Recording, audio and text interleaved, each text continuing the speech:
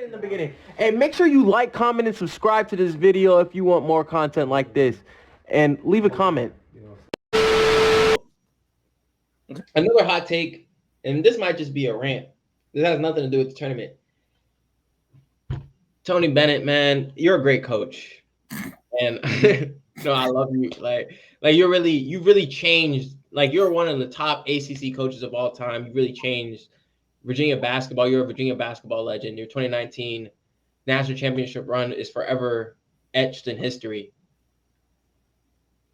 You have two options. Either you need to retire, because I know Virginia is never going to get rid of you. Like, they're never going to tell you to resign or anything. You need to retire, or you need to change your entire philosophy, like offensive philosophy, to get players. Because no big man's going to come to you, and I'm not sure how you're going to get any legit guards. I mean, unless they're like catch and shooting, because this mover screener offense, it's out of date. It's over. You ran into a great team with Ty, Jerome, and Kyle Guy and DeAndre Hunter. But besides that, bro, I feel like there's a reason why they keep going out in the first round. I just feel like Tony Bennett either needs to retire or he has to completely change his ideology of how basketball needs to be played. I don't know how you guys feel about that, but that's just how I feel about it. All right, so let me interject, or you can go if you got something. You got it. So, like he said, they're not firing him. He just won that championship a couple years ago. One, people need to understand that it's very hard to get into schools like Notre Dame, Stanford, Vanderbilt, just those upper echelon schools. So, yeah, like James said, he had a good recruiting class. I think it was 2 years. Hell, it might have been 3 because Ty Jerome reclassed. That 2016 class and 2017 class was really goddamn good. But I don't know if he can recoup those type of classes, and I do think that he's going to have to, like he said, switch up his offensive principles. And UVA can recruit better. I just think they need to put more money into basketball. Simple. Like they can get players. They're smart enough kids that are like a Ryan Dunn, like a project. Now he should have developed way more offensively, and I feel like that kind of hurt him. He might be a lottery pick, but. He just needs to recruit better players that can score, and he'll be fine. But he definitely, this whole retired shit that people's going around, no, he's not doing that, and they're damn sure not firing him. Yeah, I mean, I just feel like that's your only two options. Like, if he's not going to change his approach, I just feel like we're going to be in the same NIT bubble range. Like, the coaches around him are going to getting better. Like, I feel like Pitt's going to turn a corner. I don't know what Forbes, if he can keep getting players from the transfer, I feel like they'll be better than him. Boston College will never be better than him. But I think this run might actually help Kevin Keats. It might actually help Kevin Keats to get players. It's hard to win the way he plays, is all I'm saying. But I will say this. People have this last year and the year before because they like an unfortunate pass. But pay attention, though. He's been there for 14 years. He's been there since 2009, 2010. They've had elite guards every single year, except for these last two. So, yeah, people can say something from Malcolm Brogdon to London Fuentes to Devin Hall to Ty Jerome. Like, they've had elite. So this whole notion that he hasn't or can't recruit big guards is a total fallacy. Like, he's had elite guards for 12 out of the 14 years. He has an elite guard, Justin. He's had an elite guard for – yeah, Kyle Guy. Like, he's had guards. So don't act like he didn't. He just Brogdon? Brogdon? Yeah. Yeah. But that's not happening no more, bro. Bro, he did it. Wait, hear me out. He hasn't won a tournament game since he won the national championship. And before that, he lost to a 16 seed. Well, one of those years was COVID. So let's not act like it's been. I'm gonna but they were they? They were, I don't even know if they were good that year. I forgot. But I'm just saying, regardless, that was a COVID year. So I'm going to let that fly. But then you went to NIT. Went to the NIT, then they lost. So he's had 3 bad years out of 14. And he still has an all-ACC type player, point guard. Though, I'm telling you, it's literally just, I don't know. All-ACC, what does that mean right now? Huh? What does that mean right now? All-ACC. Like, what is that? What does that mean? Like, what is that? What is that? What I'm saying is he had a guard. The recruiting class has really sold him. Like he hasn't. Honestly, it's more of that. It should be put on the assistant coaches. I don't know if like they have had some that's been there the whole time with him, but they need to recruit better guards. Their guards out here. Like you telling me he can't get like a. I don't even know. How Like does he Casey can't get Morcell leave your school? huh? How does Casey Morcell leave your school? How does Casey Marcel leave your school? That's what I'm saying. You're like, no one wants to play in that offense, bro. I do not want to come off 1,000. Like, he can't. Like, when's the last time we seen him throw it in the post? You can't throw it in the post because all their big men do is screen for shooters. Because why? He usually has good shooters, but I mean, Isaac McNeely, he can shoot, but he's not. You know what I'm saying? Groves and Rhodey, they can shoot, but they're not.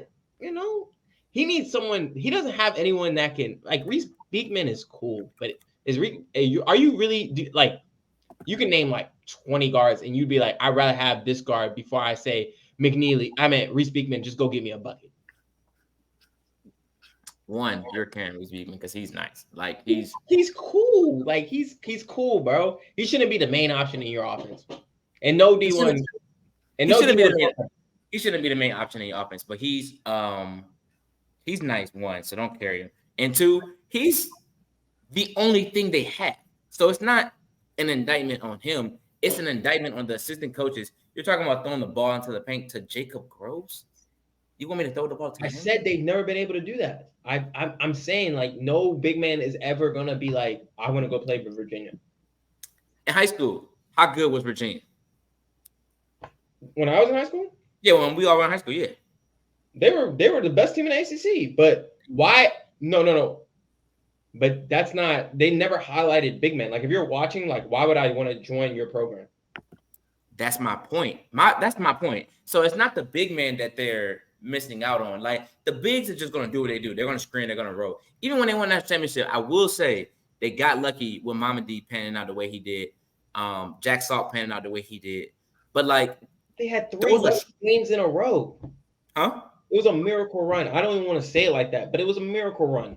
Even before they won the ship, I'm saying that team was still good. Like regardless, that Tony Bennett was nowhere near talking about retirement or like that team was still good even before they won it. Like Ty Jerome was good, NBA player. They had 3 damn NBA players on the team. Braxton Key was good. Like they always had talent. They've been better than Carolina for the last 10 years. That 2010 to 2020, even though we do have national championship. I'm about to say you would not trade UVA's 2010 to 2020 for Carolina's. You would not do that. We got the same thing. We have 2 Final Fours in there. I mean, we still got them nice, but that's a whole nother topic. I mean, the only thing that you would trade is head-to-head matchups. And they've been cooking us, yeah. Yeah, I mean, the way they play, I mean, it works in the regular season. But when we get to the like, okay, we get it. You can win the ACC. Then what, bro? Like you are a national championship coach. The ceiling is so much higher now, bro. I'm like, we're not here to not get to the Sweet 16. It's embarrassing. It's embarrassing. They scored 42 points in a tournament game. Like, and they were wide open on half the show. He had a bad recruiting class. They stuck. How many bad recruiting classes are we gonna have? Like 2 out of 14. I don't know, Los, man. I just don't see like who's coming, like who's there next year, like who's coming next year. Like I just this offense is, I think the problem is the offense is out of date. I think it's out of complete date. I don't know. And I think he's stubborn. I don't think he's gonna move off it. What he needs to do, and you know, I'm the biggest Matt Painter offensive fan, period. Ben, study all this shit. He needs to get somebody from that staff. Somebody that knows that offense and just incorporate them. But you can't get rid of him. I'm sorry. Like his defense is too well oiled in there. They literally like when you go to their games, they're literally like, all right, we're gonna lock somebody up and hopefully we can make a shot. If they can make a shot, they will win. They will win games. Like they just have to just recruit some hoopers that can make a shot. That's easy. They just have to make a shot. Their offense is horrendous. It's the same offense with Ty Jerome and Kyle Guy. They were that was exception. Like that's an anomaly. I'm starting to realize. London Parentes, Malcolm Even Brogdon. they got knocked out in the Sweet 16. I mean, But I'm not saying- even 16, but the round of 64. But what I'm saying is, even then, there was no Tony Bennett fire talk. Like, I'm not like take away the national championship. That stretch from 2010 to 2021, whatever that years, there's literally no Tony Bennett fire. Tony Bennett. Now you hear everybody on social media, even when they didn't win the championship, those years they were really good. When y'all had Zion and they were competing with y'all, and y'all won by 4 or 5, like. Those teams are still good. They won the chip, but I don't think Tony Bennett's a bad coach. I don't think he should be fired. I think he can't be fired. I'm saying, like, where are we going? We're not going anywhere anymore. Like, I feel like we've reached our peak and we're falling down real hard. Like, I feel like when the ride's over, it's time to move on. I'm not gonna lie. And I don't know how an AD would present this, like, bro, can you just like retire or something? Or because you can't say he resigned, because resign sounds like he got fired behind the scenes and he still wants to go coach somewhere. Like, I need you to like just leave like it was like on your own accord. But they can't do that. They're in a tough place. And I don't feel like Tony Bennett's ever gonna change. I don't know, Mike, what do you think? He needs to step down. They need a new offense. Honestly, if they could have some scores, they'd probably be one of the best teams in the nation. I just don't see how they're going to do that, Los. I mean, personally, I just don't see how that's going to happen. Nobody's going there especially after players just seen what they did in this ACC tournament and how much points they're scoring after what they just did in the first 4 games. Nobody wants to go play there to score 40 points in a whole game. So Todd Jerome and them were scoring more. 1, 2. Even if you do get a new coach, let's say you get Billy Joe from down the street. Billy Joe, really good coach. 1, the academic requirement to get somebody in, transfers, all of that. So, like, it's a lot that's playing. No, I don't even care. Purdue is hard to get into. Duke's not like Virginia. Duke's hard to get into. Not like Virginia. I can give you Stanford. I can give you Notre Dame. Virginia might be a top 5. Notre Dame probably will get better. Like, you can't even get Marcus Burton. Marcus Burton on the team would have been nice. Marcus How Burton. do you not get Marcus Burton? I don't even know where Marcus Burton from, but he probably wasn't. There's a lot of good players on hard academic schools. Let's be realistic here. Okay, so the best ones are clearly going to go to Duke. Like, so you're starting there. If you have a good boom, you're going to Duke.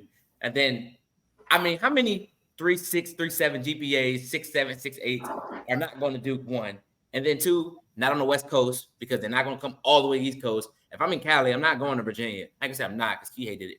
But you know what I'm saying? Most likely, I'm not going to Virginia. So it's like I have a small panel of about 10 states.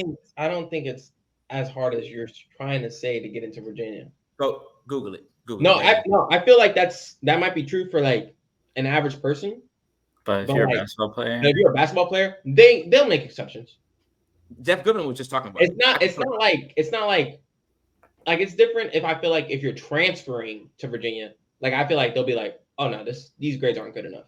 Because that's the same thing that happened with like how hard is it to get into Michigan? And Caleb Love could not do that because of his academics. Terrence Shannon could not do that because of his academics. But Michigan still gets good players. But Michigan is Virginia. I ain't gonna lie. I kind of undersold Duke. Duke is a very, very good academic school. That's what I'm Virginia, saying. bro. Virginia is like, wasn't your fiance about to go? Or like, you know how good of a school Virginia is. Like, Virginia isn't in like you can get players there. That's what I'm saying. Virginia basketball is probably the best academic and basketball school mix other than Duke. So it's like, what else do you want? They're not going to be able to compete with Duke. Like, they're literally probably the best. With Duke, but you can get good players. They'll make Notre exceptions. Dame is definitely harder to get into than UVA. I bet you it's not. I almost guarantee it. I'm not. I bet you 20%. Nah. I bet you. It's not. But I think that's it.